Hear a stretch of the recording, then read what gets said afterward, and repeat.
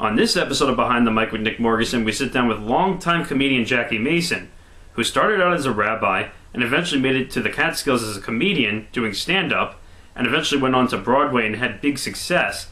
And I found out we might have something in common. And let's go Behind the Mic with Jackie Mason.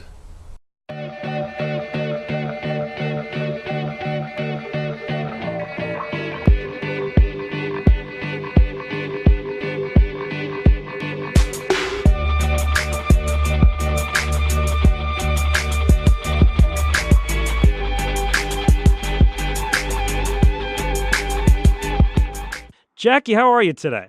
How do you do? How do you do? Doing good. Talk to you, my friend. I'm in great shape. If everybody looks at me like, take a look at this. It's still walking. It's still living. It's still moving. So Look at me like I'm a museum piece now. As soon as they say hello, how old do you think he is? It's up to you. What's your opinion? Nobody talks to me. They talk about me. As soon as they say hello, they can't wait for me to leave. So they start discussing, what's your opinion about how old?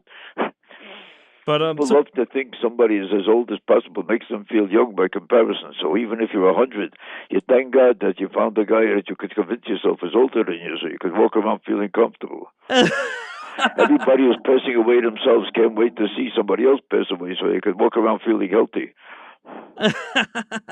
So starting your career at the age of 25, you were ordained as a rabbi, and it ran in your family. Can you talk about what it was like being a rabbi and that time before you actually became a comedian? Well, being a rabbi was a great pleasure to me. It was a fantastic pleasure because nobody respects a person more than the clergy. Once you're a rabbi, a priest, once you're a reverend, everybody, you could say whatever you want and people find something godly in it. So you talked about 3 years later you resigned from your job in the synagogue to become a comedian because you said, and I found this quote interesting, somebody in the family had to make a living. Can you talk about what that transition was like going from one to another? Well, it was very, very comfortable for me to go from one to the other because a rabbi has to deliver sermons admonishing people to live a decent moral life and a godly life and a spiritual life, and it's a beautiful profession. It's a beautiful thing to live with and to preach about and to convince other people to live this way, and it's a magnificent kind of a holy way to live. But every time I started to deliver sermons, I always used to use some humor to highlight a point. You know, great speakers and orators always use humor to highlight a point, to make the admonitions a little more entertaining and to make it more palatable to listen to, so that they could convince them about morality and decency, and at the same time make it humorous and entertaining, and at the same time you're proving a point or making a point in a way that people appreciate a lot more because they heard it in an interesting way. So, as I was doing more and more jokes in the sermons, more and more people started to enjoy my sermons, and the Jews started to tell their friends who were Gentiles that there's an entertaining rabbi in that place. And more Gentiles started to come to my sermons. Before you know it, there were so many Gentiles coming to my sermons that there was no room for the Jews. After a while, I became the only rabbi of a Gentile congregation in this whole country. So then, as more and more people kept telling me that I should have become a comedian, more and more people in my congregation kept saying to me, Rabbi, why didn't you become a comedian? I started to say to myself, let me figure this out. Religion is a beautiful thing, but cash is even more important. I said to myself, if I heard about comedians making millions of dollars, I never heard of a rabbi making such a comfortable living. So I decided to try it. So I went to the Catskill Mountains. In those days, the Catskill Mountains was the mecca of Jewish entertainment, and that was the place where all the Jews went for the summer. It was known as the mecca, the playland for the Jewish people. This was everybody's entertainment in this country. The rich people went to Florida, but in those days, the poorer Jews all went to the Catskill Mountains. And it was known as the Bush Belt. This was the birthplace of all the great comedians of those days, like Buddy Hackett and Jerry Lewis and Alan King. And every time you think of a big Jewish star, they all started in the Catskill Mountains. So I went there too. And I started to catch on in the Catskill Mountains, and my reputation started to flourish. And before you know it, people who were in all the different fields of entertainment started to hear about me, and I started to be booked in nightclubs.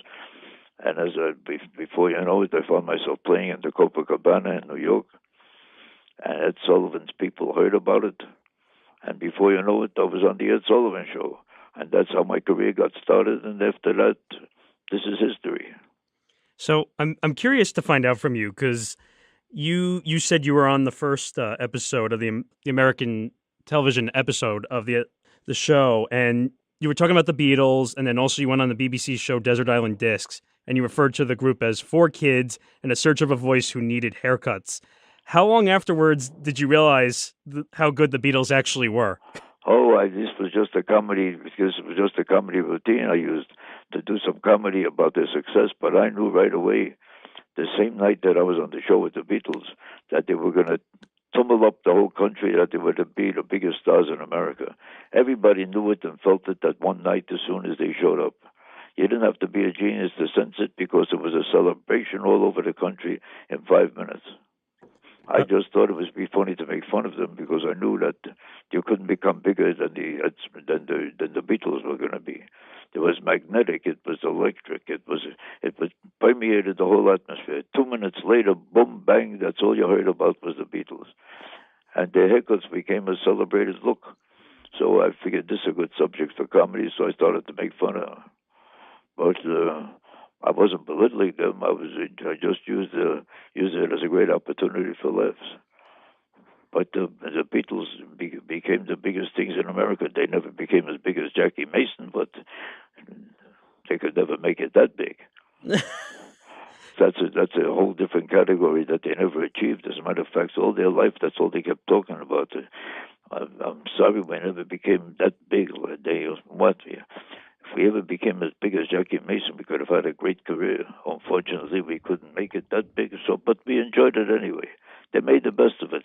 It was frustrating to them. They were never happy about it, but they had to live with it. What could they do? If they had my jokes, they could have become big stars, but they never made it. So in 1969, you made your Broadway theater debut in the comedy play A Teaspoon Every 4 Hours that you wrote with Mike Mortman. At the time, the show held a record, actually, of 97 previews and closed after its first official performance. Can you talk about how getting your start on Broadway helped your career as a whole? Being on Broadway, when I got a Tony Award, 1 year, then 3 years later, I got another Tony Award. I got 2 Tony Awards. When you get a Tony Award, you become a national conversation piece. A Tony Award is a real celebration all over America. You're on television, and 2 seconds later, the whole country knows you. Then you're not only a Broadway star, you will suddenly become a national star. And I did 25 years of one-man shows on Broadway, and each show was different than the other. I never repeated any jokes from a previous show. You know, most comedians, when they develop an act, that's their act for the rest of their life. They can develop those jokes when they're 12, and they still do it when they're 97. But I never wanted to bore people with old jokes. I said to myself, if you tell somebody a joke, if you're not a professional comedian, and you tell somebody a joke, he laughs. But if you start to tell him the same jokes again, he says, I heard it already. If they don't want to hear the same joke from a guy in the street, I certainly don't think they want to hear it when they pay for it. Nobody wants to pay to hear the same joke again. You want to pay to hear the same song again. You'll pay to hear the same opera 100 years later. But nobody wants to hear the same joke again. And because I make sure that everything is current and new and fresh and interesting, so I want to make sure that I'm as fresh as today's paper. Because I think if a guy tells old jokes, you deserve to get your money back, because he's selling you something you already bought before. You don't sell a guy the same apple that you just sold him 10 minutes ago. So what right do you have to sell him the same joke you heard 10 minutes ago? I think it's only fair that if a guy tells you an old joke, you should get your money back. I want to ask you one question, though, because my parents wanted me to ask you a question. So I think we might have a connection, because my great-grandfather, Mikkel Rosenberg, was a Yiddish comedian. Mikkel Rosenberg. Yes, he was my great-grandfather. So he was a brilliant comedian. I remember him. Oh, wow. It's a little before my time. You know how old you have to be before my time, but I remember his name, and I remember how celebrated he was. And I heard some of his tapes. This man was a brilliant comedian. He was the most celebrated comedian of his time among the Jews. Wow. My parents are going to be interested to hear that. You should feel very honored to have been any kind of relation to him, because he was certainly a superstar in his time. Hey, Jackie, this was an unbelievable interview. I had a great time getting to know you, and thanks for coming on. Thank you, my friend. God bless you.